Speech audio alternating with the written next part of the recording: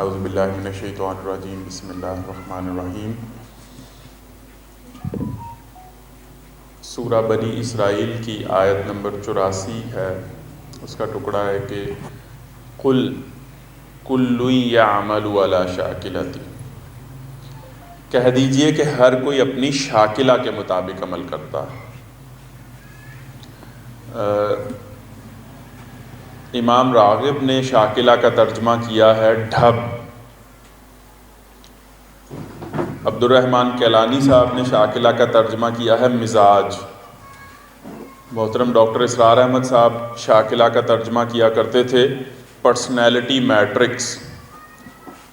کہہ دو کہ ہر کوئی اپنے پرسنالٹی میٹرکس کے مطابق عمل کرتا ہے۔ سورہ یونس کی آیت نمبر 57 ہے، 57۔ یا ایھا الناس قد جاءتکم موعظۃ من ربکم، اے لوگو تمہارے رب کی طرف سے تمہارے پاس نصیحت آ گئی ہے۔ وشفاء لما فی الصدور، اور جو تمہارے سینے میں ہے یہ اس کے لیے شفا ہے۔ وہدی ورحمۃ للمؤمنین، اور یہ ہدایت ہے اور رحمت ہے اللہ تعالیٰ کی طرف سے اہل ایمان کے لیے۔ صدق اللہ العظیم۔ رب اشرح لی صدری ویسر لی امری واحلل عقدۃ من لسانی یفقہوا قولی۔ محترم دوستو، اگر میں آپ سے ایک سوال یہ پوچھوں کہ ہمارا کون سا آرگن، ہمارا کون سا عضو ہمارے پورے جسم کو کنٹرول کرتا ہے، تو آپ کا جواب کیا ہوگا؟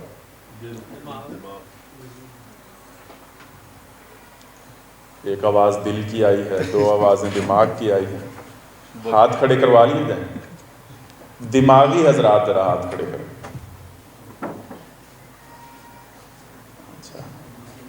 اور دلی حضرات ہاتھ۔ باپ بیٹے کی رائے مختلف ہے، ابراہیم دلی ہے اور عارف بھائی دماغی۔ ماشاءاللہ، زبردست۔ تو جو ہاتھ کھڑے نہیں ہوئے ان کی رائے کیا ہے؟ پتا،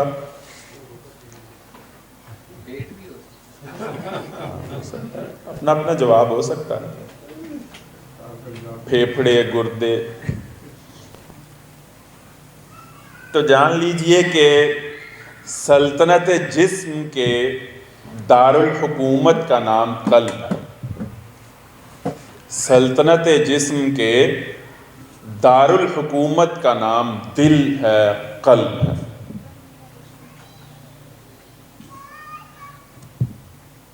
قرآن مجید کے کچھ آیات ملاحظہ کیجیے۔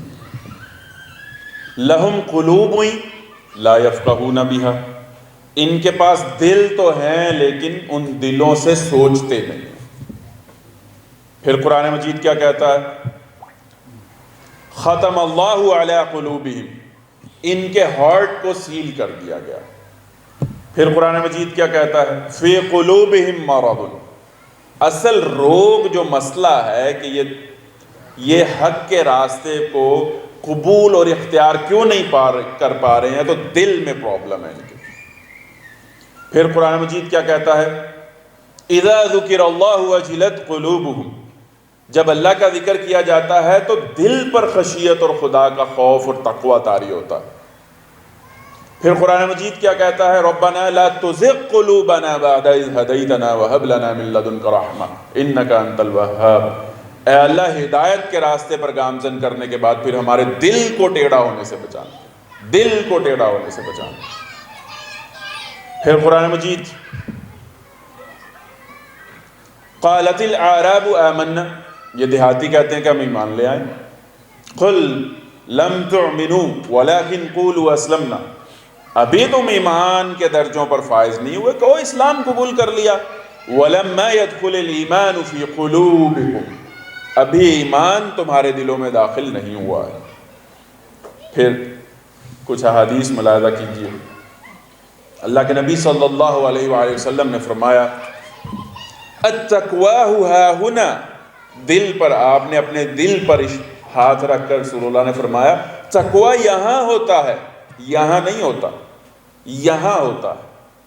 پھر آپ علیہ الصلوۃ والسلام نے فرمایا ان اللہ لا ينظر الى اجسامکم ولکن ينظر الى قلوبکم، اللہ تمہارے جسموں کو نہیں دیکھتا ہے، اللہ تمہارے دلوں کو دیکھتا ہے۔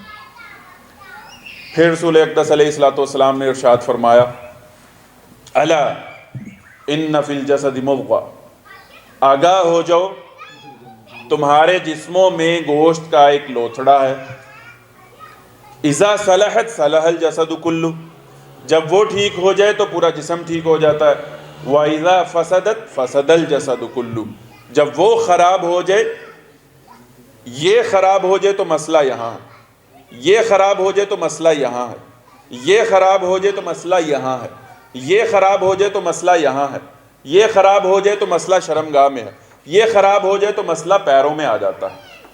یعنی پورا جسم میں جو تھاٹ کا فساد ہے، اور actions are based on thoughts, اعمال کا دار و مدار افکار پر ہوتا ہے، اور افکار اور ڈیسیژنز اور فیصلے اور ڈائریکشنز یہاں سے پھوٹتی۔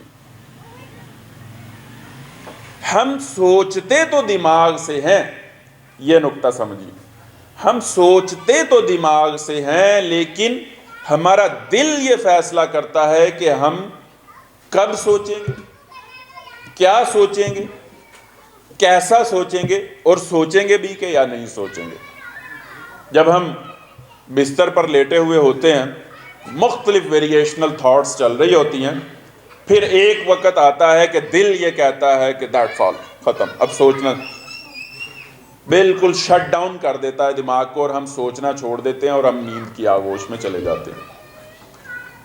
جیسی ہارٹ کی سٹیٹ ہوتی ہے، جیسی دل کی کیفیت ہوتی ہے، دماغ ویسا سوچ کر دیتا ہے۔ دماغ دل کے ایجنٹ کے طور پر کام کرتا ہے، اور دل کبھی بھی دماغ کی لگام کو چھوڑتا نہیں ہے۔ بالکل اس کی مثال اس طرح سے ہے کہ آپ کسی آرکیٹیکٹ کے پاس جاتے ہیں اور اس کو کہتے ہیں کہ مجھے یہ میرا پلاٹ ہے، مجھے یہاں پر ونڈو چاہیے، یہاں پر واش روم چاہیے، یہاں پر پورچ چاہیے، تو وہ آپ کی ڈائریکشن اور ہدایات کے مطابق آپ کو نقشہ بنا کر دیتا ہے۔ سوچوں کا نقشہ بنتا دماغ ہے، لیکن دل کی ہدایات کے مطابق۔ اگر آپ کو کسی شخص سے بغض ہے، عناد ہے، غصہ ہے دل میں اس کے بارے میں، تو دماغ ریونج کے بارے میں، بدلے کے بارے میں سوچ رہا ہوگا، اور اس شخص کے سامنے آتے ہی بدگمانی والے خیالات شروع ہو جائیں گے، لیکن وہ فوراً پاؤں پڑ کے آپ کے معافی مانگ لے تو فوراً دل یہ میسج دماغ کو دیتا ہے کہ اب اس کے بارے میں شفقت اور مہربانی کے خیالات سوچنے شروع کر دو۔ تو پہلی بات یہ سمجھ لیجئے کہ ہم سوچتے تو دماغ سے ہیں، لیکن ہمارا دل یہ فیصلہ کرتا ہے کہ کیا سوچنا ہے، اور ان سوچوں کو پروسیس کیسے کرنا ہے، اور ان سوچوں سے کیا نتائج اخذ کرنے ہیں۔ دوسری بات یہ نوٹ کیجئے کہ جب ہم چھوٹے ہوتے ہیں تو ہم اپنی بہت ساری ضروریات کی تکمیل کے لیے دوسروں کے محتاج ہوتے ہیں۔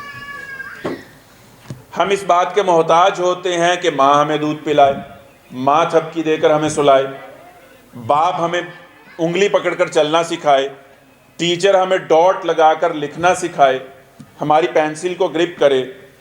اگر کسی نے ٹیچر نے پٹائی کر دی ہے تو ماں گلے سے لگا کر ہمیں کمپوز کرے کہ بیٹا کچھ نہیں ہوا۔ جب تک ماں یا باپ گلے سے نہیں لگاتے ہیں دل ٹوٹا رہتا ہے۔ تو ہم اپنی بہت ساری ضروریات اور نیڈز کے لیے دوسروں کے محتاج ہوتے ہیں، لیکن جیسے جیسے ہم بڑے ہوتے چلے جاتے ہیں ہم اپنی ضروریات میں انڈیپینڈنٹ ہو جاتے ہیں۔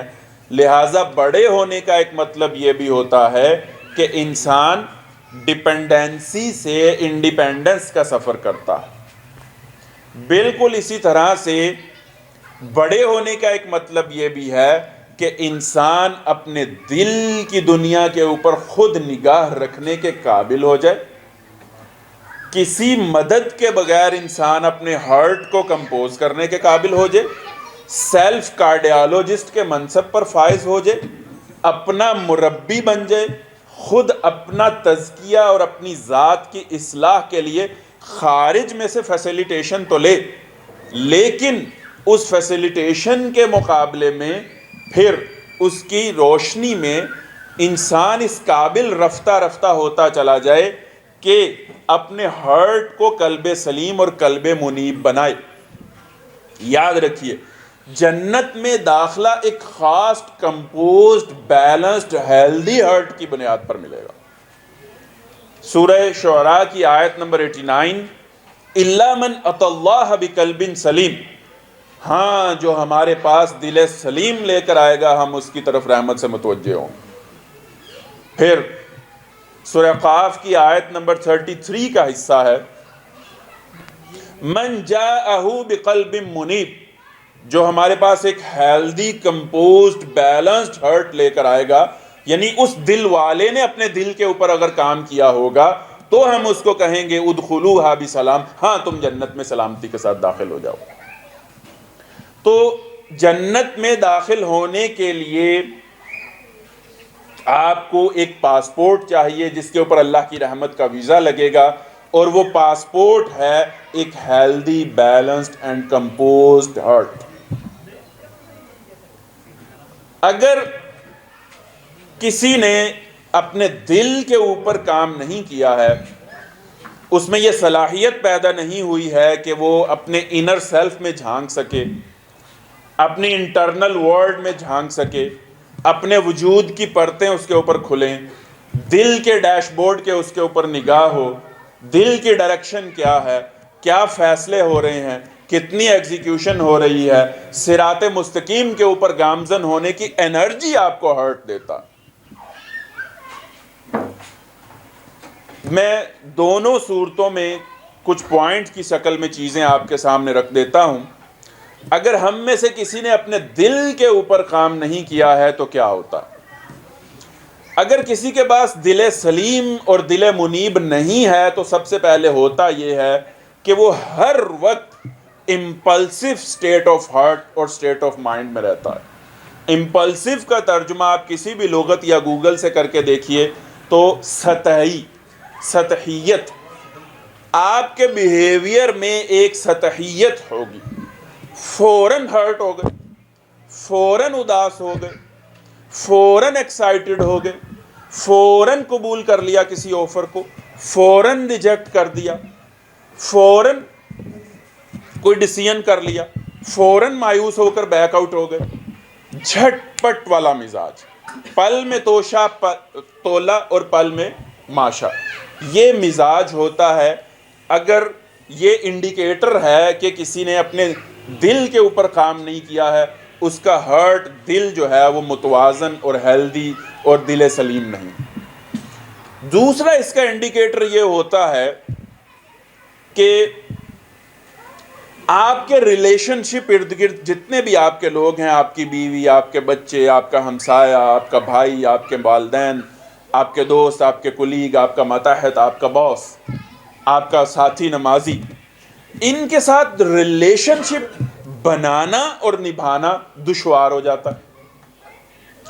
آپ تعلق میں تو ہوتے ہیں لیکن تعلق آپ کے لیے اور آپ کے ارد گرد کے لوگوں کے لیے وبال ہوتا ہے۔ آپ حسن تعلق سے محروم ہوتے ہیں، آپ تعلق کو بھگت رہے ہوتے ہیں، مائنڈ کیا جا رہا ہے، ایک دوسرے کی بات بری لگ رہی ہے، 15-20 سال سے ایسے ہی چل رہا ہے لیکن ریلیشن شپ گھسٹ رہا ہے۔ تو جس نے اپنے دل کے اوپر کام نہیں کیا ہوتا ہے وہ امپلسو سٹیٹ آف ہارٹ میں ہوتا ہے، اس کے تعلقات جو ہے نبھانا یعنی جوہر تعلق اس میں نہیں ہوتا۔ تیسرا اس کا انڈیکیٹر ایک ایسا ہارٹ جو کمپوزڈ نہیں ہے، اور وہی بات ان چیزوں کو ذہن میں رکھیے کہ یہ قرآن تمہارے دلوں کے لیے شفا ہے، یہ تمہارے دلوں کو کمپوز کرتا، اور ہمیں خاص دل چاہیے قیامت والے دن تمہارے سے۔ اگر ہمارے ساتھ ملنا ہے اور ہم سے جنت لینی ہے تو ایک خاص دل لے کر آؤ۔ تو جس نے اپنے دل کے اوپر کام نہیں کیا ہے اس کی بہت ساری انرجیز موڈ ڈس آرڈر کو ٹیکل کرنے میں لگتی، اس کو خود نہیں پتا چلتا کہ میرے ساتھ کیا ہو رہا ہے، میرا موڈ آف رہتا ہے، میں جو طے کرتا ہوں وہ کر نہیں پاتا ہوں۔ اس لیے کہ ہمارے جو ڈیسیژنز ہوتے ہیں نا، ڈیسیژنز کرتا بھی دل ہے اور اس کی امپلیمنٹیشن گائیڈ لائنز دیتا ہے دماغ کو، اور امپلیمنٹیشن گائیڈ لائن کے ساتھ ایگزیکیوشن انرجی بھی دیتا ہے. ہمارے افعال کے لیے ہمیں جتنی توانائی درکار ہوتی ہے وہ ہارٹ سے پھوٹتی، دل سے پھوٹتی. جس کا دل ٹوٹا ہوا ہو، جس کا دل بھجا ہوا ہو، جس کا دل اداس ہو، جس کا دل کمپوز نہ ہو، اس سے کوئی کام نہیں ہوتا. بڑے سے بڑا جینیس انسان بھی، انٹلیکچوئل انسان بھی، جب اس کا دل بجھا ہوا ہے اور ٹوٹا ہوا ہے تو دل سارے منصوبوں پر یہ کہہ کر پانی پھیر دیتا ہے کہ دل نہیں کرتا، یار میرا دل نہیں کرتا. اور عام بول چال میں بھی ہم کہتے ہیں نا، آپ کے لیے میرے دل میں بڑا احترام ہے، آج میرا یہ کرنے کو دل کر رہا ہے، آج میرا دل اس سے ملنے کو کر رہا ہے. تو اصل فیصلے، اب تک کی گفتگو میں یہ بتا رہا ہوں کہ اصل فیصلے دل کرتا ہے. بڑے ہونے سے کا ایک مطلب یہ بھی ہے کہ انسان اپنے دل کو خود کمپوز کرنے کی صلاحیت کا حامل ہو. ڈیپینڈنسی سے انڈیپینڈنس کا سفر بڑا ہونا ہے. جس نے اپنے دل کے اوپر کام نہیں کیا ہے وہ امپلسیو سٹیٹ میں رہتا ہے. ریلیشن شپ بگڑے ہوئے ہوتے ہیں، ریلیشن شپ میں حسن نہیں ہوتا، لطف نہیں ہوتا، ارج ٹو میٹ اگین نہیں ہوتا، تعلقات اور لوگ آپ کو کاٹ رہے ہوتے ہیں، آپ کی زبان اور آپ کا رویہ اور ایٹیٹیوڈ لوگوں کے اوپر کوڑے اور چھری کی طرح برس رہا ہوتا ہے. آپ بھی مائنڈ کر رہے ہوتے ہیں، لوگ بھی مائنڈ کر رہے ہوتے ہیں، لیکن تعلق کو گھسیٹنا مجبوری ہوتا. تیسری چیز یہ ہے کہ ایسا شخص جو ہے ہر وقت اس کی صلاحیتوں کا، اس کی انرجیز کا بہت بڑا حصہ اپنے ہی موڈ ڈس آرڈر کو ٹیکل کرنے اور کنٹرول کرنے میں اس کی بہت ساری توانائیاں خرچ اور صرف ہو جاتی ہیں. اگر کسی نے اپنے دل کے اوپر کام کیا ہے تو وہ امپلسیو کی بجائے ریفلیکٹیو سٹیٹ آف ہارٹ میں ہوتا ہے. ریفلیکٹیو کا ترجمہ آپ کسی بھی لغت یا گوگل سے کر کے دیکھیں. امپلسیو ہے سطحی، ریفلیکٹیو ہے گہرا. آپ سوچ کر فیصلے کرتے ہیں، آپ سوچ کر مسترد کرتے ہیں، آپ سوچ کر نو کرتے ہیں، آپ سوچ کر یس کرتے ہیں. آپ کے لیے معاف کرنا آسان ہوتا ہے. آپ کسی کو معاف کر دینے کے بعد دوبارہ کیس اوپن نہیں کرتے. آپ کسی کے ساتھ دوبارہ اگر آپ کی انبن ہو جائے تو آپ پچھلے 5 سال پہلے جن ریفرنسز میں آپ نے اس کو بری کر دیا تھا، یعنی آپ کے لیے to forgive is to forget بن جاتا ہے. آپ معاف کر کے بھول جاتے ہیں، آپ دوبارہ نہیں دہراتے. آپ کے ذہن میں وہ ونڈو بھری ہوئی نہیں ہوتی کہ آؤ چلو بیٹھ کر بات کرتے ہیں، اور جب بیٹھ کر بات کی جاتی ہے تو وہ ساری کھڑکیاں کھل جاتی ہیں. تم نے یہ کیا تھا، تم نے یہ کہا تھا، تم نے وہ کیا تھا، میں نے یہ کیا تھا، تمہاری بات کے جواب میں نے یہ کہا تھا. تو ایسا شخص جو ہے وہ بہت گہرا ہوتا ہے، بہت ریفلیکٹیو ہوتا ہے، اور ہر چیز سوچ سمجھ کر، اس کا دل چونکہ متوازن ہوتا ہے، بیلنسڈ ہوتا ہے. دوسری چیز جس نے اپنے دل کے اوپر کام کیا ہوا ہوتا ہے، اس کی تعلق بنانے اور تعلق نبھانے کی صلاحیت کو کوئی پا نہیں سکتا، اس سے کوئی جیت نہیں سکتا. اتنا چلبلا، اتنا سوشل، اتنا زندہ دل، اتنا متحرک، اتنا مقناطیسی انسان ہوتا ہے. اچھا، کام آپ اپنے دل پر کر رہے ہیں، تعاون باہر سے حاصل ہو رہا ہوتا ہے. اگر کسی شخص کو آؤٹر ورلڈ میں تعاون نہیں مل رہا، اگر وہ سمجھتا ہے کہ میرے سرکمسٹانسز میرے موافق نہیں ہیں، تو وہ اپنے دل کے اوپر کام کرنا شروع کر دے، آؤٹر ورلڈ اس کے موافق میں ڈھلنی شروع ہو جائے گی انشاءاللہ. تیسرا کام یہ ہوتا ہے کہ جس نے اپنے دل کے اوپر کام کیا ہوا ہوتا ہے وہ خوش ہوتا بھی ہے، خوش نظر بھی آتا ہے. ایک ہے کہ خوش ہونا، نظر نہ آنا، اور ایک ہے خوش نظر آنا اور خوش ہونا نہ. ایک بچہ جس نے گریجویشن تو کر لیا ہے لیکن اس کی جاب نہیں لگ رہی ہے، اب یہ ہو سکتا ہے کہ یاروں دوستوں میں چل پروگرام تو کرتا ہو لیکن اندر سے خوش نہیں ہے. ایک بچی جس کا رشتہ نہیں ہو رہا، وہ اندر سے خوش نہیں. تو اندر سے خوش ہو انسان اور خوش نظر بھی آئے، اور یہ ایک بیلنس اور کمپوزڈ ہارٹ کی نشانی. چوتھا کام، اس کو بڑا اہم نقطہ ہے، اس کو آپ سمجھیے. قرآن مجید جس دل کی بات کرتا ہے، بندہ مومن کے ہارٹ کی، دل کی سب سے ہیوی فائل کون سی ہوتی؟ ایمان۔ ایمان ہے تو لطیف چیز ہے لیکن سپیس بڑی لیتا ہے۔ ایمان سپیس بہت گھیرتا ہے لطیف چیز۔ ہمارے وجود میں ایمان کی کرسی کیا ہے؟ ایمان کا مسکن کیا ہے؟ ایمان مرتکز کہاں پر جا کر ہوتا ہے؟ ہارٹ میں۔ میں نے آپ کو آیتیں سنائی نا، وَلَمَّا يَدْخُلِ الْإِيمَانُ فِي قُلُوبِكُمْ، کہو کہ ایمان ابھی تمہارے دلوں میں داخل نہیں ہوا ہے۔ اور ایمان جب دل میں داخل ہو جاتا ہے تو پھر وہ کہتا ہے پیچھے ہٹ جاؤ، مجھے زیادہ سپیس چاہیے۔ لیکن ایک بیمار دل، انکمپوزڈ ہارٹ، غیر متوازن دل میں ایمان کہاں جا کر مرتکز ہوگا؟ گڈی کاغذ دیکھا ہوا ہے آپ نے؟ گڈی کاغذ، اگر یہ میز گڈی کاغذ کا بنا ہوا ہوتا اور اس کے اوپر کیا ہم ایک بہت خوبصورت کیک بڑا سارا رکھ سکتے تھے؟ کیا ہوتا؟ یہ ٹوٹ جاتا، ہر چیز نیچے گر جاتی۔ تو جو ہر وقت ہرٹ رہتا ہے، امپلسو سٹیٹ آف ہارٹ میں رہتا ہے، خوش نہیں رہتا، اپنے دل پر کام نہیں کرتا، ایمان کہاں پر جا کر مرتکز ہو اور بیٹھے؟ تو جو اپنے دل پر کام کرتا ہے اس کے دل میں ایمان کو مرتکز ہونے کی سپیس مل جاتی۔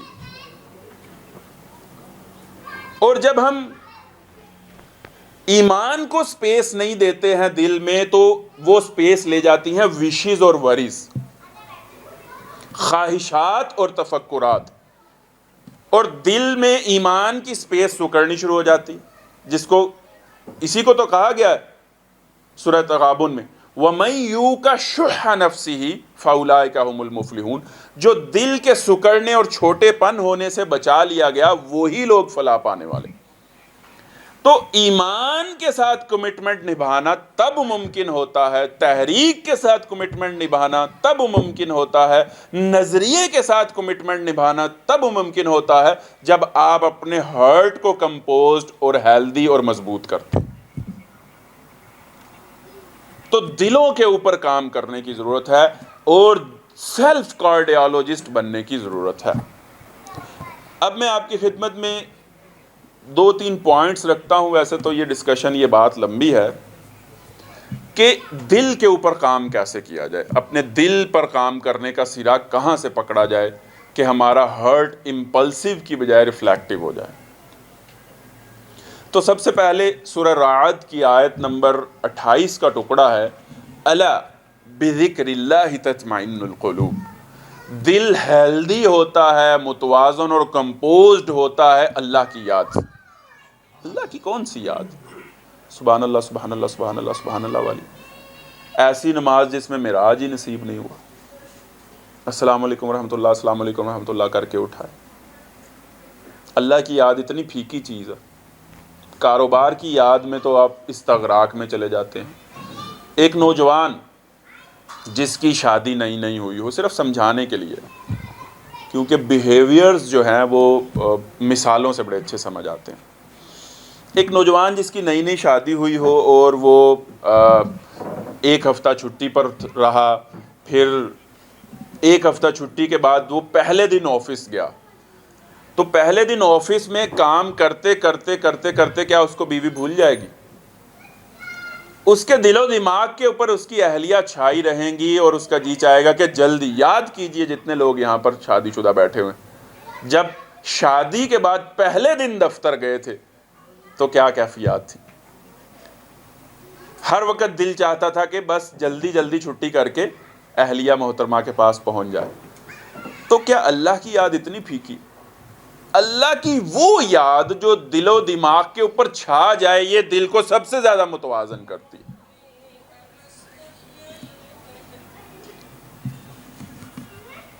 اس لیے کہا گیا کہ اللہ تعالیٰ کی یاد سے دلوں کو اطمینان اور سکون ملتا ہے، اور نماز اور قرآن اللہ تعالیٰ کی یاد کی بیسک فارمز ہیں بالکل، یعنی جس کے بغیر گزارا ہی ممکن نہیں.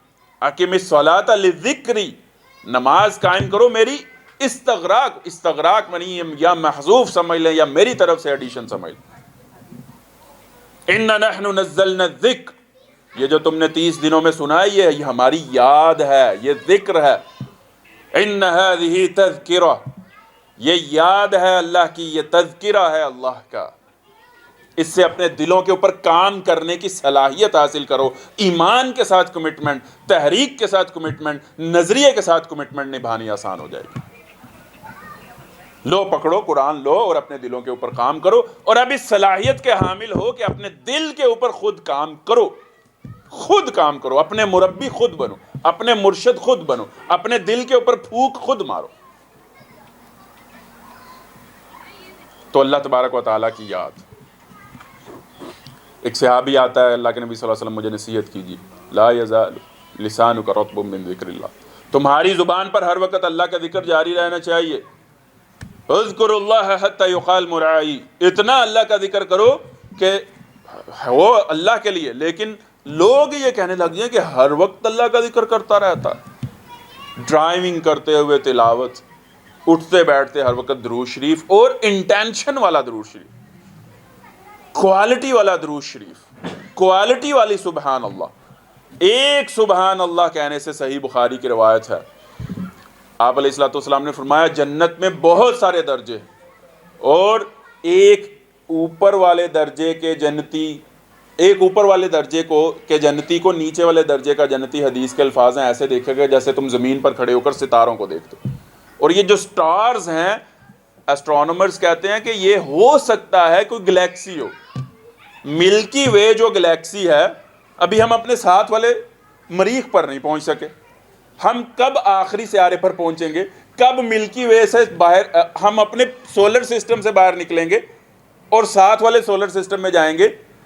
اس ملکی وے میں ہمارے جیسے پتہ کتنے کھربوں سولر سسٹم ہیں، اور کھربوں، یعنی ایسٹرونومرز کہتے ہیں کہ جب ہم یونیورس، اس کی کائنات کی وسعت کے اوپر غور کرتے ہیں تو ڈیجٹس سپر کمپیوٹرز کے ختم ہو جاتے ہیں اور ہمارے دماغ معاف ہو جاتے ہیں. یہ جو ہمیں ستارہ نظر آ رہا ہے، ہو سکتا ہے یہ کوئی بہت بڑی کہکشاں اور گلیکسی ہو. تو اللہ تبارک و تعالیٰ کی جنت چھوٹی نہیں ہے. ایک جنتی اوپر والے کو دیکھے گا، نیچے والا جنتی ایسے جیسے ہم پہلے آسمان کے کسی ستارے کو دیکھتے ہیں، اور آسمان بھی ساتھ ہے. تو حدیث کے الفاظ ہیں کہ اگر کوئی شخص سبحان اللہ کہے تو اس کے لیے جنت میں ایسا درخت لگا دیا جاتا ہے کہ 100 سال بھی کوئی گھوڑا دوڑتا رہے اس کی چھاؤں کو کراس نہیں کر سکتا. یعنی اب میں نے کہا آپ کے سامنے اسٹیج پر کھڑے ہوئے، اللہ قبول کرے، سبحان اللہ، تو میری جنت میں ایک ایسا درخت لگا دیا گیا ہے، یہ 2023 ہے، وہ گھوڑا 2123 میں بھی اس کی چھاؤں کراس نہیں کرے گا. اسی لیے تو کہا گیا ہے سابقوا الی مغفرۃ من ربکم وجنۃ عرضها كعرض السماء والارض، چل کے نہیں بھاگ کر اس جنت کی طرف جاؤ جس کی وسعت زمین اور، یہ ایک جنت کی بات ہو رہی ہے، نکرہ ہے. سابقوا الی مغفرۃ من ربکم وجنۃ، جنت کا ترجمہ کیا ہے؟ ایک جنت، کسی ایک بندے. جنت کو یہ نہیں ہے کہ ایک بہت بڑا سارا پلاٹ ہے اور وہاں اس کو الاٹمنٹ، وہاں اس کی. آپ علیہ الصلوۃ والسلام نے فرمایا ایک بندے کی جنت دوسرے بندے کی جنت سے اتنی اونچی ہوگی جیسے تم ستاروں کو دیکھتے. اتنی وسیع ہے اللہ تبارک و تعالیٰ کی جنت. اس لیے معراج پر 7ویں آسمان پر رسول اللہ کی جب حضرت ابراہیم علیہ السلام سے ملاقات ہوئی تو رسول اللہ صلی اللہ علیہ وسلم فرماتے ہیں کہ میں ان کو سلام کرنا بھول گیا. کیوں بھول گیا؟ میں نے دیکھا میری ہی شکل والا ایک بندہ. تو حضرت جبرائیل نے کہا کہ یہ آپ کے جد امجد ہیں حضرت ابراہیم، ان کو سلام تو کریں. تو پھر بغل گیر ہوئے، حضرت ابراہیم نے بہت رسول اللہ کو پیار کیا اور 3 باتیں کہی. کہا کہ اپنی امت کو جا کر میرا سلام کہیے. دوسرا انہیں یہ کہیے کہ لا حول ولا قوت الا باللہ کا کثرت سے ورد کیا کریں. اور تیسرا ان کو یہ بات کہیے گا کہ جنت بڑی وسیع ہے لیکن اس کے لیے محنت کرنی پڑتی ہے. ولا خطر علی قلب البشر، کسی ہارٹ میں یہ صلاحیت ہی نہیں ہے کہ وہ جنت کے بارے میں، یہاں پر بھی دل کی بات ہو رہی. آپ نے یہ نہیں کہا کہ کسی برین میں یہ صلاحیت نہیں ہے کہ وہ جنت کے بارے میں سوچے. ولا خطر علی قلب البشر، کسی میں کسی دل کی مینوفیکچرنگ ہی ایسی نہیں ہے کہ وہ جنت کے بارے میں سوچ سکے. اور جنت جو ہے یہ اتنا بڑا اللہ کا ماسٹر پیس ہے، اتنا بڑا انعام ہے کہ رسول اللہ صلی اللہ علیہ وسلم ایک دفعہ بتا رہے تھے اپنے صحابہ کو کہ کسی بھی شخص کو جو جنت ہے وہ اس کے عملوں کی وجہ سے نہیں ملے گی، اللہ کی رحمت کی وجہ سے ملے گی. ایک صحابی نے ہمت کر کے پوچھا کہ اللہ کے نبی صلی اللہ علیہ وسلم آپ کو بھی؟ رسول اللہ نے فرمایا ہاں مجھے بھی. رسول اللہ صلی اللہ علیہ وسلم کے اوپر سب سے زیادہ آزمائشیں آئیں. آپ نے فرمایا مجھے بخار بھی ہوتا ہے 2 بندوں جتنا ہوتا ہے. آپ نے فرمایا میں اپنے سب 1,24,000 انبیاء سب بھائیوں سے زیادہ ستایا گیا ہوں، اور سب سے زیادہ آپ نے عبادت کی. اور آپ کی امت کو وہ رات عطا کی گئی جس میں کوئی امتی اگر عبادت کر لے تو اس کو 1000 سال کی عبادت کا، 1000 مہینوں کی عبادت کا ثواب ملے گا. اور یہ 1000 مہینوں کی اس کی عبادت کس کے کھاتے میں جائے گی؟ رسول اللہ کے کھاتے میں بھی جائے گی. رات کس نے دی؟ دین کس نے دی ہے؟ آپ نے فرمایا من دل علی عمل فلہ اجر مثل عاملہ، جو کسی کو ایک دین کی بات پر لگائے گا تو کرنے والے کے عمل میں بھی کوئی اجر میں کوئی کمی نہیں آئے گی، اور جو دین کی بات بتا رہا ہے اس کے سارے اعمال اس کے کھاتے سے بھی نکلیں. آپ اپنی زندگی میں کتنی نمازیں پڑھ لیں گے بتائیں؟ 65-70 سال آپ کی عمر ہے، 70 اور 12 سال کی عمر میں آپ نے نماز پڑھنی شروع کی. 70 میں سے 12 نکالیے، 58 ملٹیپلائڈ بائی 365، 365 دن ہوتے ہیں نا سال میں، 360 اور جو فگر آئے ملٹیپلائڈ بائی 5، یہ آپ کی ٹوٹل نمازیں ہیں. اگر آپ کی عمر 70 سال ہوتی ہے اور 12 سال کی عمر میں آپ نے نمازیں پڑھنی شروع کی. لیکن اگر قیامت والے دن آپ کے نامہ اعمال سے 10 بندوں کی نمازیں نکل آئے تو آپ کے درجے کہاں ہوں گے؟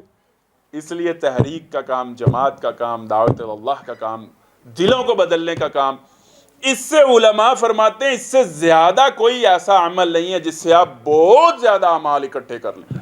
آپ کتنے خیراتیں کر لیں گے؟ آپ 100 بندوں کو دین پر لگا دیں، ان کی خیراتوں، صدقوں، حجوں، زکاتوں، جہاد، دعوت اللہ، تحریک، اقامت دین، سب کا آپ کے کھاتے سے نکلے گا. لیکن یہ سب کام کیسے ہوں گے؟ اپنے دلوں پر کام کرنے سے، اللہ کی یاد کو دل میں سجانے سے. بڑی پیاری حدیث ہے، اللہ کے نبی صلی اللہ علیہ وسلم نے فرمایا کہ ان هذه القلوب تصدع كما يصدع الحديد، ان دلوں کو بھی زنگ لگ جاتا ہے، دلوں کو زنگ لگتا ہے، دلوں کو جیسے لوہے کو لگتا ہے. صحابہ نے پوچھا تو کیا ریمیڈی ہے، اس کا سلوشن کیا ہے؟ آپ علیہ الصلوۃ والسلام نے فرمایا کہ دلوں کا زنگ اتارنا قرآن، کثرت تلاوت سے اور موت کا ذکر. یعنی دل کا اور قرآن کا، دل کی صحت کا اور قرآن کا خاص تعلق ہے. پھر آپ علیہ الصلوۃ والسلام نے فرمایا، حضرت عبداللہ ابن عباس اس حدیث کے راوی ہیں، فرماتے ہیں کہ میں نے رسول اللہ صلی اللہ علیہ وسلم سے سنا کہ الشیطان جاسم علی قلب ابن آدم، شیطان انسان کے دماغ کی گھات لگا کر نہیں رہتا. جو گندے خیالات آ رہے ہوتے ہیں ہمارے دماغ میں، اصل میں دل جو ہے وہ اس وقت شیطان کے کنٹرول میں ہوتا ہے، اور دل یہ کمانڈ دیتا ہے کہ اب کوئی انٹرٹینمنٹ والے خیالات سوچے جائیں. تو اللہ کے نبی صلی اللہ علیہ وسلم نے کیا فرمایا؟ الشیطان جاسم علی قلب ابن آدم، شیطان ہر وقت آدم کے بیٹے کے دل کی گھات میں رہتا. اذا ذکر اللہ، جب وہ اللہ کو یاد کر لیتا ہے اور اپنے ہارٹ کو کمپوز کر لیتا ہے، خانہ صاحب بھاگ جاتا. اذا غفل وسوسہ، جب وہ اللہ کی یاد سے غافل ہوتا ہے تو اس کے ہارٹ کو امبیلنس کر دیتا، وسوسہ اندازی کر. تو سب سے پہلے اپنے دل کے اوپر کام کرنے کا سب سے پہلا جو کی ہے، جہاں سے سیرا پکڑنا ہے، وہ کیا ہے کہ ہم نے استغراق والی وہ اللہ کی یاد جو چھا جائے، نماز وہ جس میں معراج نصیب ہو. اور اس کے بعد اپنے دل کے لینڈسکیپ کے اوپر نگاہ رکھنا، یہ دوسرا میرا پوائنٹ اور کلیہ. دیکھیے انسان کی ایک نیچر ہے، اس کی ایک نفسیات ہے کہ جب اس کو کوئی پوچھنے والا نہ ہو، کوئی دیکھنے والا نہ ہو، کلا ان الانسان لیطغی ان رآہ استغنی، جب وہ اپنے آپ کو مستغنی پاتا ہے نا، کہ اشارے پر کوئی نہیں کھڑا ہوا، چلو یار گزر ہی جاؤ، کوئی نہیں دیکھ رہا، چلو یار خیر ہے. یہی حال آپ کے دل کا بھی ہے. جب آپ مسلسل اپنے دل کے لینڈسکیپ کے اوپر نگاہ رکھتے ہیں، اپنے دل کا پرچہ کاٹتے ہیں، اپنے ہارٹ کا ٹیمپرامنٹ لاگ مینٹین کرتے ہیں، آپ کا دل سیدھا رہتا ہے، ہیلدی رہتا ہے، کمپوزڈ رہتا ہے، بیلنسڈ رہتا ہے۔ ایک کاپی لیجئے، اس میں 4 لائنیں لگائیے۔ پہلے کالم میں ڈیٹ ہوگی، دوسرے کالم میں انسیڈنٹ یا واقعہ ہوگا، اس تاریخ کو یہ واقعہ ہوا تھا، اور میں نے تیسرے کالم میں یہ آئے گا میں نے یہ کیا تھا، چوتھے کالم میں آئے گا مجھے کیا کرنا چاہیے تھا۔ تاریخ، واقعہ، میں نے کیا کیا، مجھے کیا کرنا چاہیے تھا۔ آپ 2 مہینے اپنے ہارٹ کا، اپنے دل کا لینڈسکیپ کو مانیٹر کریں، اپنا دل کا پرچہ کاٹیں۔ یعنی بالکل یہ ایسے ہی ہے کہ جیسے سلطنت دل میں آپ نے ISI یا کوئی بھی یعنی آپ نے امن و امان کی صورتحال کے اوپر نگاہ رکھنے کے لیے، دل کی صورتحال پر نگاہ رکھنے کے لیے آپ نے ایک ڈپارٹمنٹ قائم کر لیا۔ ہمارے وجود کے دارالحکومت کا نام دل ہے، لیکن اس دارالحکومت میں انٹیلیجنس ڈپارٹمنٹ اس سے پہلے ہم نے قائم ہی نہیں کیا تھا، جو دل کے اوپر، دل کی صورتحال اور امن و امان کے اوپر نگاہ رکھے۔ تو آج سے دل میں یعنی دارالحکومت میں ایک انٹیلیجنس ڈپارٹمنٹ کا قیام ہونا چاہیے۔ پھر اپنی ٹاپ 10 وشز کی لسٹ بنائیے اور وریز کی لسٹ بنائیے۔ اگر آپ کی وشز آپ کے دل کو متوازن، ہیلدی اور کمپوز نہیں کر رہی ہیں، اور آپ کی وریز بھی یہی کام کر رہی ہیں، یعنی اپنی خواہشات اور تفکرات کو نفیس بنانا ہے، ایسی نفیس خواہشیں، ایسے نفیس فکر دل میں پالنے ہیں جو آپ کو اپلفٹ کریں۔ پھر اگلا نقطہ یہ ہے کہ دوسروں سے بہت حقیقت پسندانہ توقعات وابستہ کریں۔ اب میں صرف اس زیادہ تفصیلات میں نہیں جاتا ہوں، میں صرف پوائنٹس 1-2 آپ کی خدمت میں رکھ دیتا ہوں۔ دل کے اوپر کام کرنے کے لیے آپ کو اپنے ویک ایریاز کی آئیڈینٹیفیکیشن کرنی ہے۔ میرا دل کہاں سے غیر متوازن ہوتا ہے؟ میری حیا کے پیچ ڈھیلے ہیں، میں جھوٹ بول جاتا ہوں، میں غیبت زیادہ کرتا ہوں، میرا کھانا پینا زیادہ ہے، میرا سونا زیادہ ہے، میں بدگمان ہو جاتا ہوں۔ 80-20 رول یا 90-10 رول کے مطابق ہمارے 90% گناہ ہمارے پرسنالٹی کے 1 یا 2 ویک ایریاز کی وجہ سے ہو رہے ہوتے ہیں۔ ہمارے اندر 500 خوبیاں ہیں، لیکن ان 2 خامیوں نے جو ہے وہ 2 خامیاں اتنی سرفس ہو گئی ہیں ہمارے بیہیویئر کے اوپر کہ جن کی وجہ سے ہمارے سارے گناہ ہو رہے ہیں۔ اب اپنے ان ویک ایریاز کو آئیڈینٹیفائی کرنا ہے، ان ویک ایریاز کو اسٹرینتھ میں بدلنا ہے، تاکہ وہ ہمارے ہارٹ کو، وہاں سے ہمارا ہارٹ امبیلنس ہونا شروع ہوتا ہے۔ تو یہ کچھ 2-4 چیزیں میں نے آپ کی خدمت میں رکھی ہیں۔ قرآن مجید کی انٹرنلائزیشن یہ ہے کہ انسان قرآن کو سننے کے بعد اپنے دل کے اوپر کام کرنے کے قابل ہو جائے۔ جب ہم اپنے دل کے اوپر کام کرنے کے قابل ہوں گے، ایمان، تحریک اور نظریے کے ساتھ وابستگی، کمٹمنٹ اور تقاضا نبھانا آسان ہو جائے گا انشاءاللہ سے۔ میں آخر میں بس 1-2 جملوں میں نفس کے بارے میں 1-2 جملے میں کہنا چاہوں گا کہ نفس کیا ہے۔ نفس اصل میں اس کو سمجھ لیجئے، نفس یوں کہہ لیجئے کہ ایک طاقت کا نام ہے۔ ہمارے وجود کو اللہ تبارک و تعالیٰ نے جامد نہیں بنایا۔ انسان ہر وقت کوئی اس میں نا ایک داعیہ ہے لپکنے کا، یعنی نفس کو یوں سمجھ لیجئے کہ لپکنے کا داعیہ، ٹینڈنسی ہے۔ یہ ایک ایسی گاڑی ہے جو سٹارٹ ہوئی ہے اور گیئر ڈلا ہوا ہے۔ اب صرف یہ ہو سکتا ہے کہ اس کا سٹیئرنگ کہیں موڑ دیا جائے۔ اگر آپ نے اپنے نفس کا سٹیئرنگ جو ہے وہ خواہشات، فیصلے دل ہی کرتا ہے، فیصلے دل کرتا ہے، لیکن نفس کیا ہے؟ وہ یعنی وہ کوئی ڈائریکشن چاہتا ہے، وہ ایک ٹینڈنسی ہے، قوت ہے۔ تو اگر دل نے خواہشات دنیا کی طرف اس کا رخ موڑ دیا ہے تو اب یہی نفس امارہ بن گیا ہے، جس کے بارے میں حضرت یوسف نے بھی کہہ دیا تھا کہ وما ابرئ نفسی، میں بھی نفس سے جو ہے وہ بری نہیں ہوں، یعنی میرے اندر بھی ٹینڈنسی ہے، میرے اندر بھی وہ انرجی ہے کہ میرا نفس بھی یہ چاہتا ہے کہ تھوڑا انٹرٹینمنٹ ہونی چاہیے، لیکن اللہ نے مجھے بچا لیا۔ اور اگر آپ نے اپنے اس گاڑی اور سٹیئرنگ کا رخ، اس انرجی اور طاقت کا رخ اللہ کی طرف، تحریک کی طرف، نظریے کی طرف، اس کی یاد کی طرف، اور ہر وقت قرآن کے ذریعے سے اپنے دل کو صاف کرنا اور زنگ اتارنے کی طرف موڑ دیا، تو یہی پھر نفس مطمئنہ بن جاتا۔ تو نفس جو ہے وہ فی نفسی ہی وہ کوئی بری چیز نہیں ہے، یہ ایک انرجی ہے، یہ ایک طاقت ہے۔ انرجیٹک لوگوں کا، جو جن میں قوت عمل زیادہ ہوتی ہے، جن کا ہارٹ جو ہے، اچھا قوت عمل جو ہے وہ ہر بندے کی مختلف ہوتی ہے، اور یہ اس کا کوئی دل کی اسپرچولائزیشن سے اس کا تعلق۔ کچھ لوگوں میں یعنی آپ نے دیکھا ہوگا وہ بیٹھ نہیں سکتے، وہ لگے رہیں گے، بدی میں جائیں گے تو بدی میں بھی کمال کریں گے، اور جب نیکیوں کی طرف آئیں گے تو نیکیوں میں بھی کمال کریں گے۔ ان کا ہارٹ ان کو جو ہے نا بہت انرجی دے رہا ہوتا ہے۔ کوشش یہ ہے کہ بس اب ان کے نفس کا رخ موڑ دیا جائے، نفس امارہ سے نفس مطمئنہ کی طرف۔ تو اللہ تبارک و تعالی ہمیں اپنے دلوں پر کام کرنے کی توفیق عطا فرمائے۔ اللہ تعالی ہمیں اس صلاحیت سے نوازے کہ ہم دوسروں کے بھی بتا سکیں کہ اپنی پرسنالٹی میں کام کرنے کا پہلا جو ہے وہ سرا کہاں سے پکڑنا ہے، قرآن کی انٹرنلائزیشن کرنے کی اللہ ہمیں توفیق عطا فرمائے۔ اقول قولی ھذا استغفر اللہ لی ولکم ولسائر المسلمین والمسلمات۔ السلام علیکم۔